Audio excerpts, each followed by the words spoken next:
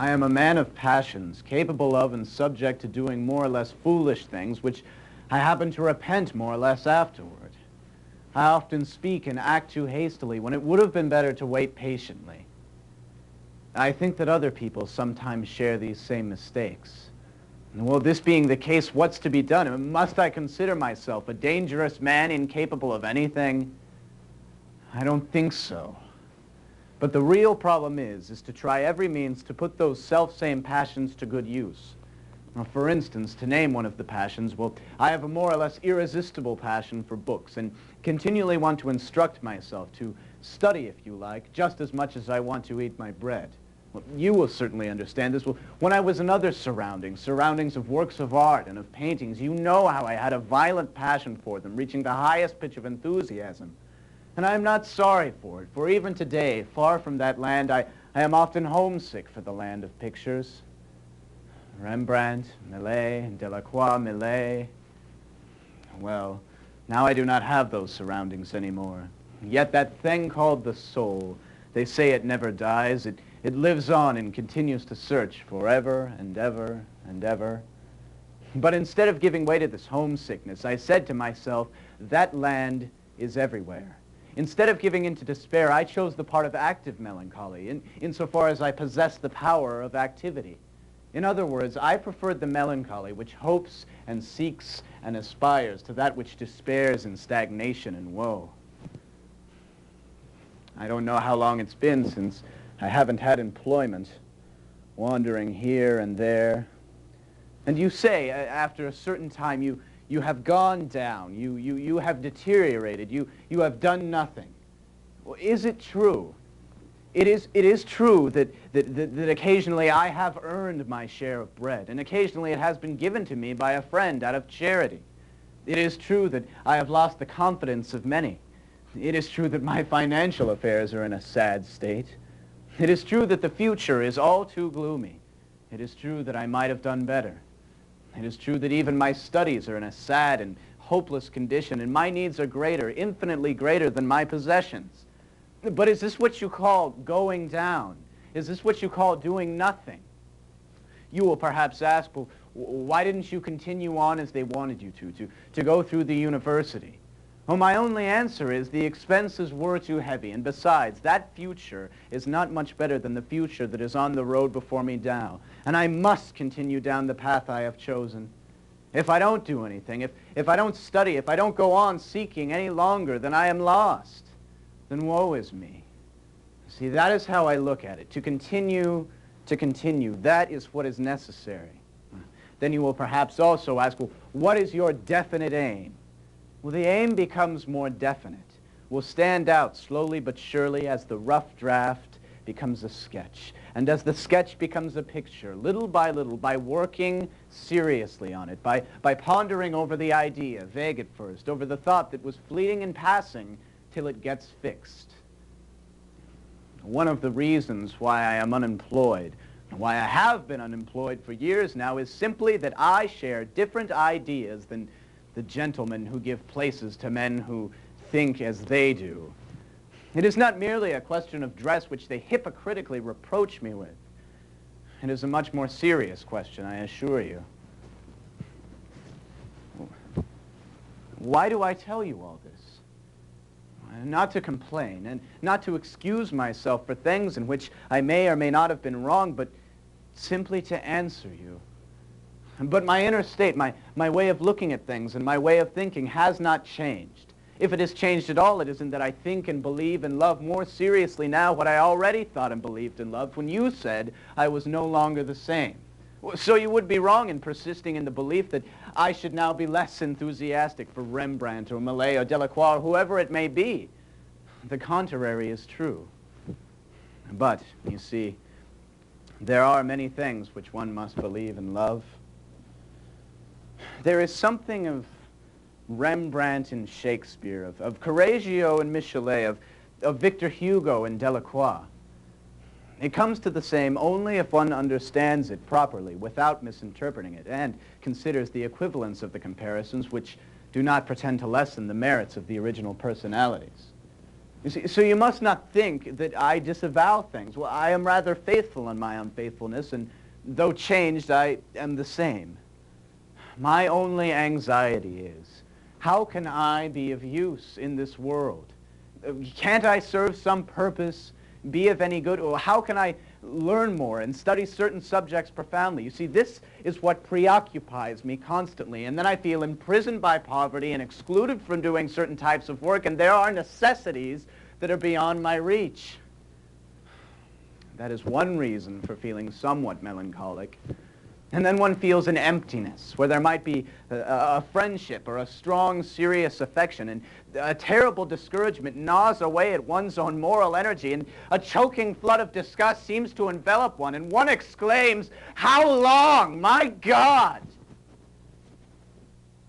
Well,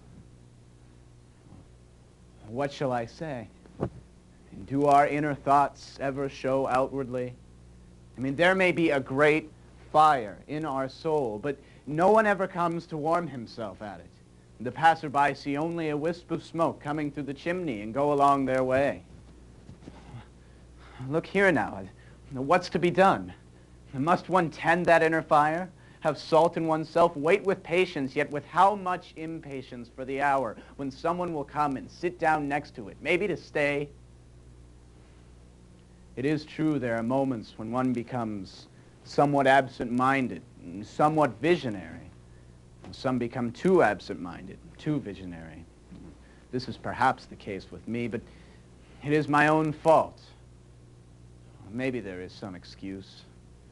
After all, I was absorbed, preoccupied, troubled.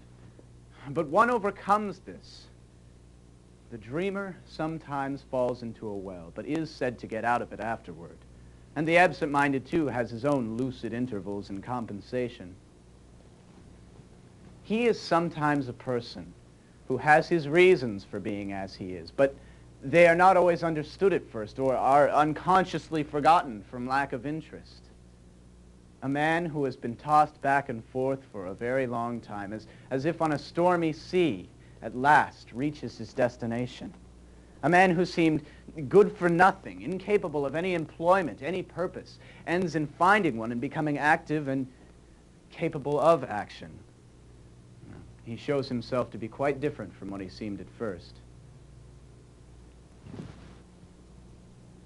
I should be very glad if you could see more in me than just an idle man.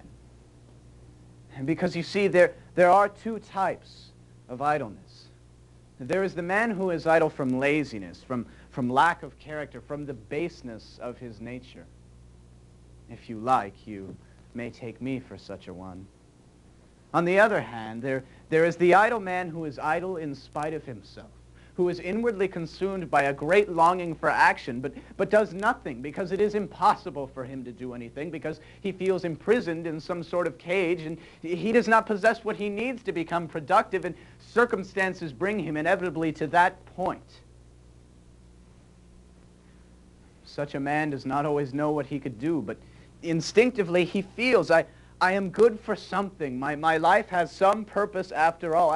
I know that I could be quite a different man. How can I be useful? Of what service can I be? There is something inside of me. What can it be? This is a very different type of idle man. If you like, you may take me for such a one. A caged bird in spring knows quite well that he might serve some end. He is well aware that there is something for him to do, but he cannot do it. What is it? He does not quite remember. And then some vague ideas occur to him.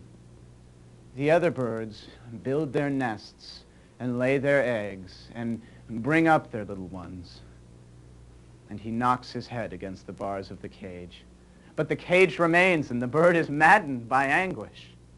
Look at that lazy animal, says another bird in passing. He seems to be living at ease. Yes, it is true, the prisoner lives. He does not die. There are no outward sides of what passes within him. He seems to be in good health. He is more or less gay when the sun shines. But then the season of migration comes, and horrible attacks of melancholia.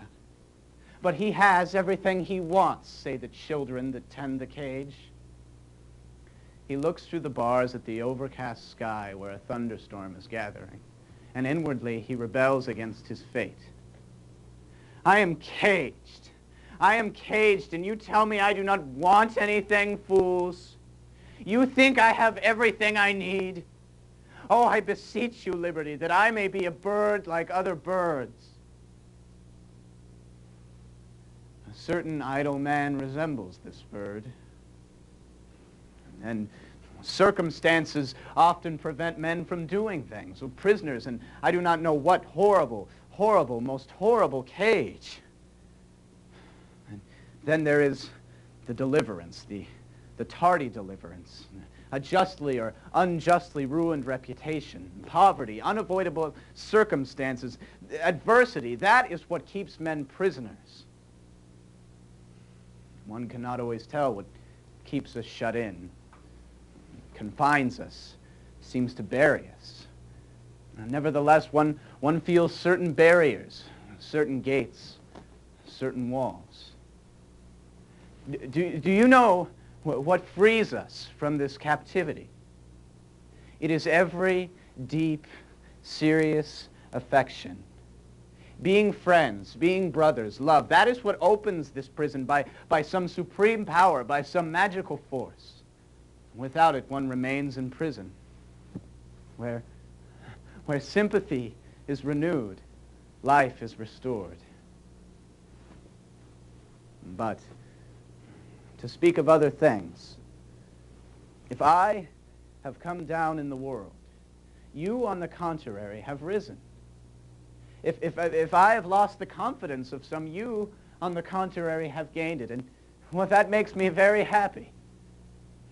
I say it in all sincerity and always will. If you were not of seriousness or depth, I would fear that it would not last.